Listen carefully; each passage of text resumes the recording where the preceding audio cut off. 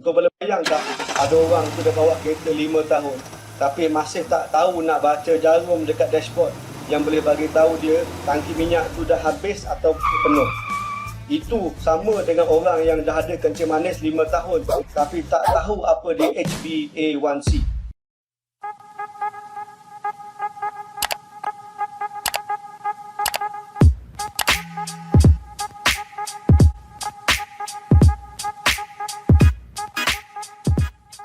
Ada dua tes darah yang sangat penting untuk kita tahu tahap kawalan kencing manis kita. Tes darah yang pertama adalah tes gula.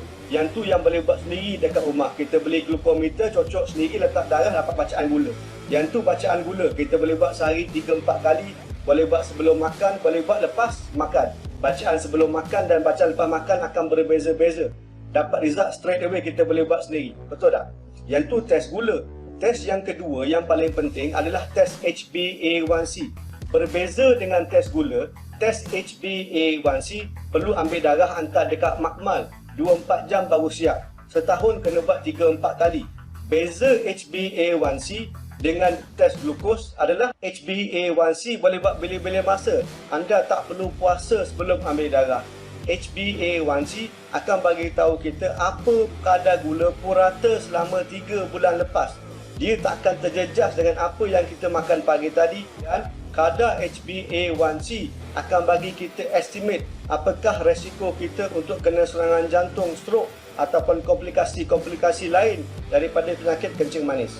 Kalau kita tengok diagram dekat sebelah, ini carta apa dia normal value for HbA1c. Kalau orang tu tak ada kencing manis, HbA1c dia kena kurang daripada 5.6%. Kalau kadar HbA1c lebih daripada 5.6% tetapi bawah daripada 6.5%, orang tu ada zon kuning, pre-diabetes, baru nak masuk pre-diabetes.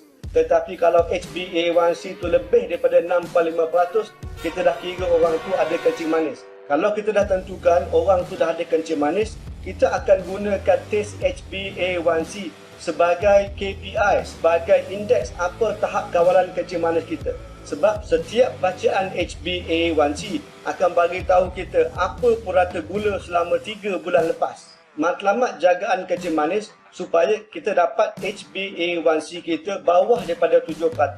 Kalau HbA1c lebih daripada 7%, kawalan dah tak baik dah.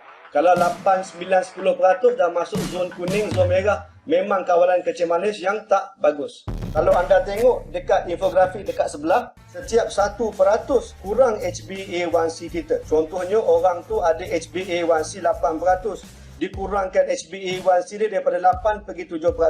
Setiap 1% kurang HbA1c, resiko untuk kena serangan jantung kurang 14%. Resiko untuk kematian ataupun lumpuh badan kurang 43%, dan resiko rosak buah pinggang dan hilang penglihatan mata kurang 37%. Dan akhirnya, setiap 1% kurang kadar HbA1c, resiko untuk kena stroke kurang 21%. Sekarang tengok pula diagram dekat sebelah. Yang ni contoh pesakit saya umur 35 tahun. Beberapa tahun lepas badan gemuk, injek insulin satu hari 3-4 kali 40 unit.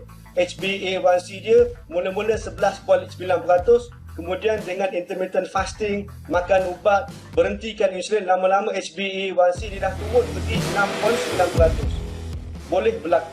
Yang ni contoh yang kedua. Mamat ni biasa tak makan ubat, makan nasi sehari 3 kali. HbA1c dia mula-mula 8.6%.